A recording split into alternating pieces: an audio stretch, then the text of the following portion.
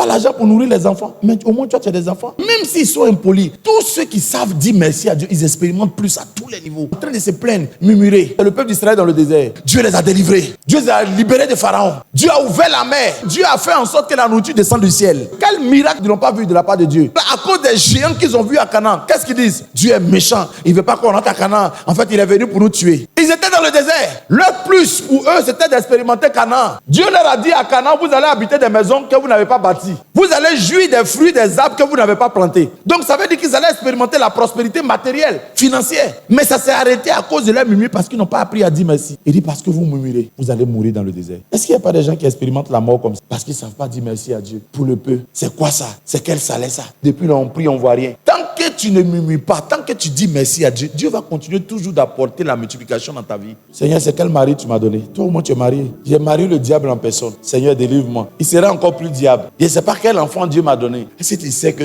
même l'enfant, même drogué, même qui est bizarre là, tu sais qu'il y a des femmes même qui cherchent seulement un. Même s'il n'est pas bien. On voit un peu comment est-ce que les dix lépreux sont venus demander la clémence. Et c'est comme ça les êtres humains. Quand ils ont besoin de quelque chose, il faut les voir. Seigneur, pardon, donne-moi un travail. Seigneur, donne-moi un homme. Je veux seulement un homme. Quelqu'un qui va dire je t'aime. Même s'il n'est pas bien, il n'a qu'à être là seulement. Ça, c'est quand ils n'ont pas encore eu. Maintenant, quand ils ont fini d'avoir, ils ont oublié qu'ils ont dit Seigneur, donne-moi un homme. Je ne veux pas. Même s'il n'a qu'à être là. Maintenant, il est là, non.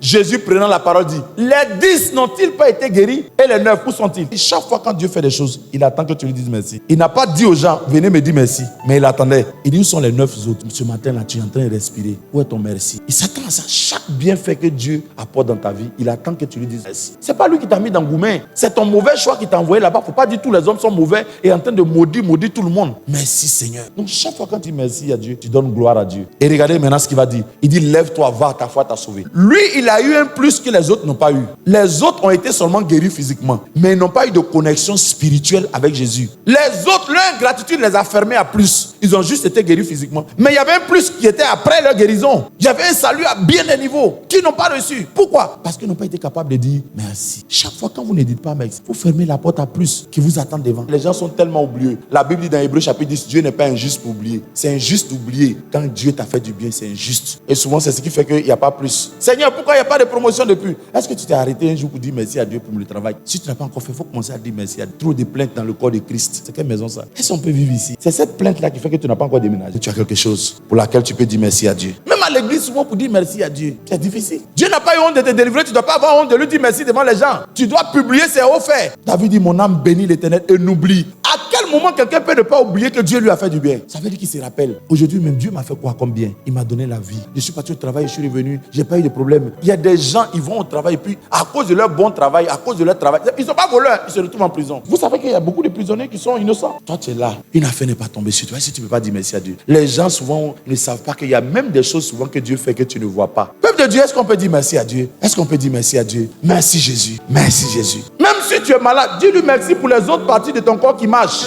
Il y a près de 70 organes vitaux dans le corps. S'il y a un qui est défaillant, et les 69 autres. Il y a pour certains ici, là, rien n'est défaillant. Le diable est trop fort dans l'art de nous montrer les choses qu'on n'a pas. Il ne nous montre pas ce que Dieu a fait.